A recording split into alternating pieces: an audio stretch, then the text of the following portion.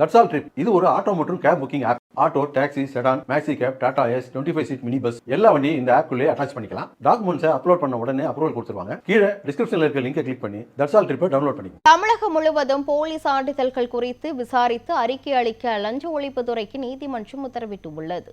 நெல்லை தீயணைப்புத்துறை துணை இயக்குநர் சரவணபாபு அலுவலகத்தில் 2.50 லட்சம் ரூபாய் வைத்து லஞ்ச வழக்கில் சிக்க வைப்பதாக கூறப்படும் சம்பவத்தில் பெருமாள்புரம் போலீசார் 5 பேரை கைது செய்தனர்.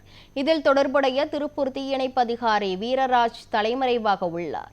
இந்த வழக்கை சிபிஐக்கு மாற்றக் கோரி மனு உயர்நீதிமன்ற மதுரை கிளையில் விசாரிக்கப்பட்டது. விசாரணையில் சரவணபாபு கன்னியாகுமரியில் பணியாற்றிய போது போலி சான்றிதழ் விவகாரத்தில் நடவடிக்கை எடுத்திருந்ததாகவும் இதனால் அவரை சிக்க வைக்க முயற்சி நடந்திருக்கலாம் எனவும் கூறப்பட்டது. இதனையடுத்து தமிழகம் முழுவதும் போலி சான்றிதழ்கள் குறித்து விசாரிக்க அறிக்கை அளிக்க லஞ்ச ஒழிப்புத்துறைக்கு நீதிமன்றம் உத்தரவிட்டு வழக்கை மார்ச் 26ஆம் தேதிக்கு ஒத்திவைத்துள்ளது.